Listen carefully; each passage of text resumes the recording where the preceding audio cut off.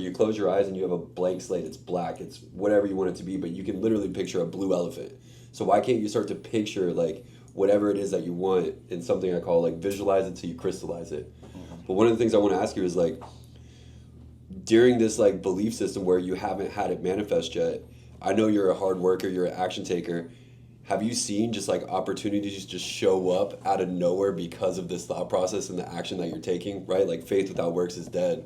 But when you're putting that energy out there and you're believing it, you're starting to see these random events, people show up, opportunities show up. They're like, where is this coming from? So the thing is that people think those random events are all going to be positive. And that's why they don't see the opportunity when the opportunity arises.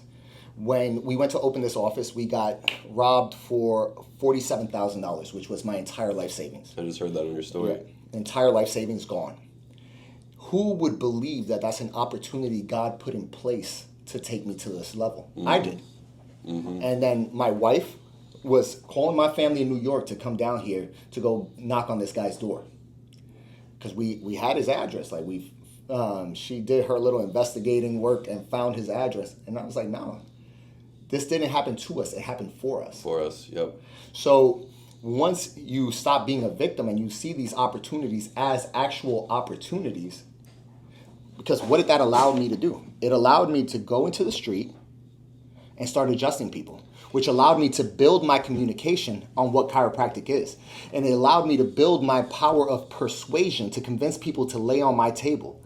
It allowed me to get over 150 reviews before I opened my doors. It allowed me to have over 500 active patient files before I opened my doors. Like the majority of people would have just declared bankrupt because we didn't have another dollar. I had no idea where that money was going to come from. Mm-hmm. But God allowed that to happen to me so that I could become the person that I needed to be before the office opened. Right. Because I wasn't prepared. If I would have opened that office the man that I was before I got that money taken from me, I would never have been as successful as I am now. I only became successful because of the hardship that I was able to endure. Mm-hmm. So, yeah, opportunities come about. It's just whether you look at them as opportunities. Yeah. And I remember you saying, like, you wouldn't go to sleep or go home until you adjusted 30 people that day. No. Yeah.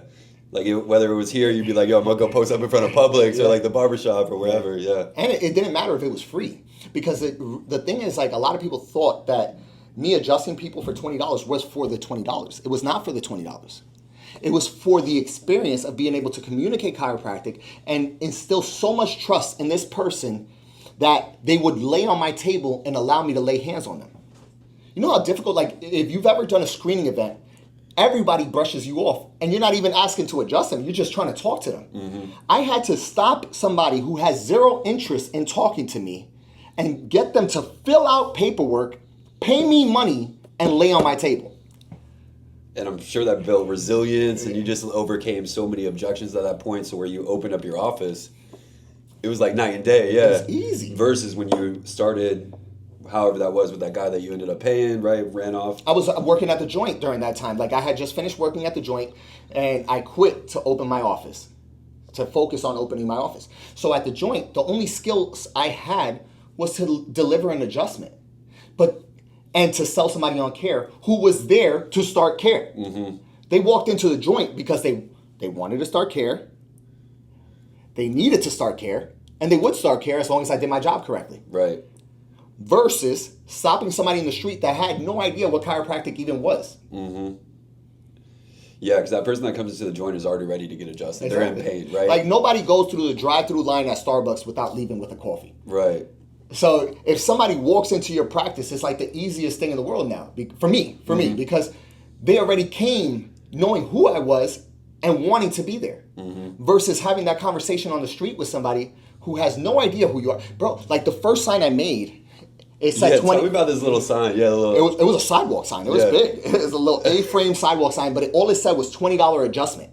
I didn't put that I was a doctor on the bottom. So people thought that I wasn't a doctor. Mm-hmm. And they still laid on the table and got adjusted.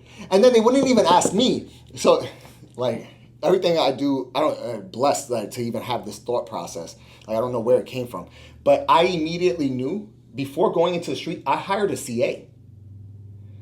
So after getting robbed and having zero money to my name, I still invested in hiring a CA.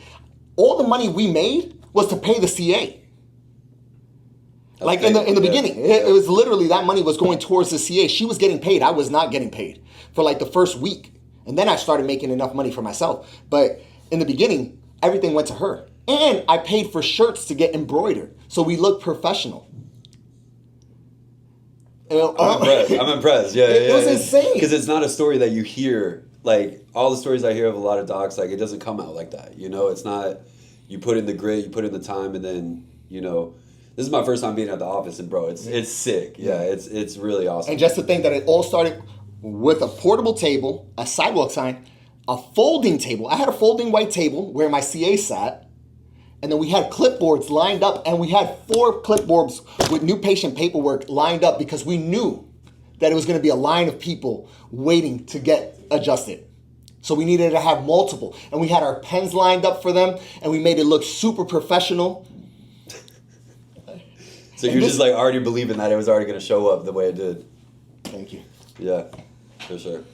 Thanks, man. Yeah, so that right there, it goes back to the faith. It goes back to the imagination. Like during that time, I would sit in that parking lot for an hour, and I would stare at my office, and I would see the sign being put up.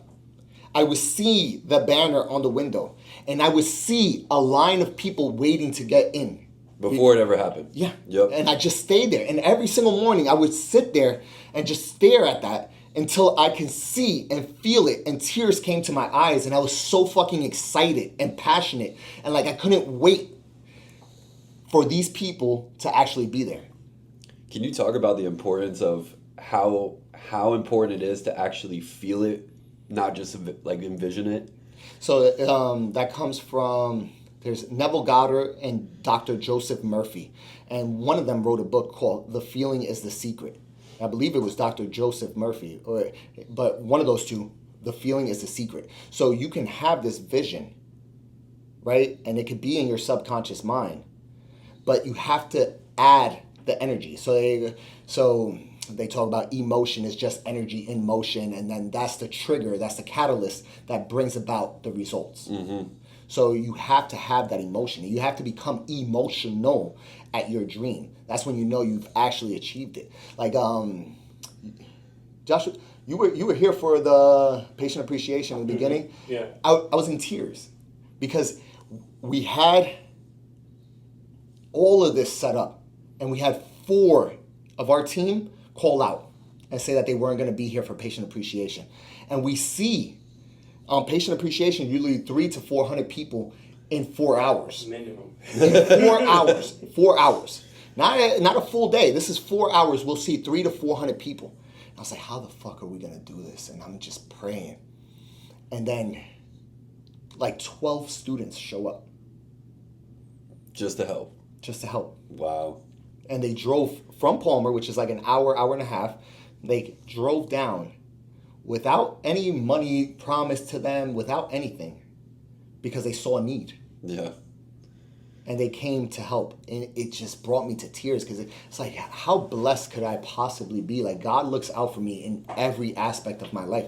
Like, when I was arrested and I was sitting in jail, and it was like the first day they tried to take me to a court, and the amount of drugs that I had was just too much, and that court said, "Oh, county level can't see you." Then they took me to state level, and it was still too much drugs, and they said state level can't see you. And then they were taking me to federal, and I was like, "Yo, I'm fucked. If I go to fed, like I'm done. And I was looking at 15 years, and I remember just praying, and like I had no idea how you could do this, but if you do this for me, like I will follow you to the end of this world. Like anything you need, just find a way to get me out of here and make it clear my record." And somehow it happened. And look where you're at now. Bro, like it's just insane. And that's why I give as much as I give. Like you see, I don't think about money. Mm-hmm. I just give and I give and I give because I feel like God has provided so much for me. Like I should still be in jail right now, or prison, whatever. Like I should still be there. And I am free. I am able to provide a life for my family that nobody would have ever thought possible. I have my cousin from New York She just moved down to join the team in this office. Like, this is a cousin that she got arrested at the age of 15 because she works at, like, my family all does illegal things. And she was working in the store and she got locked up. Like, my mother's been locked up multiple times. My mom has felonies. Almost everybody in my family has felonies. So I am changing the trajectory of my bloodline. I am breaking those generational chains just because I was given an opportunity. Yeah, that resonates so much because, I mean, I was arrested at 15. Yeah. By the time I was 21, I was arrested like 6-7 times, right? Not like anything crazy, but just like troubled some kid. And, you know, personal training is like fitness is what got me into like really just like walking a decent life. And then one of my clients that I met at a Bible study, big dude, 380 pounds,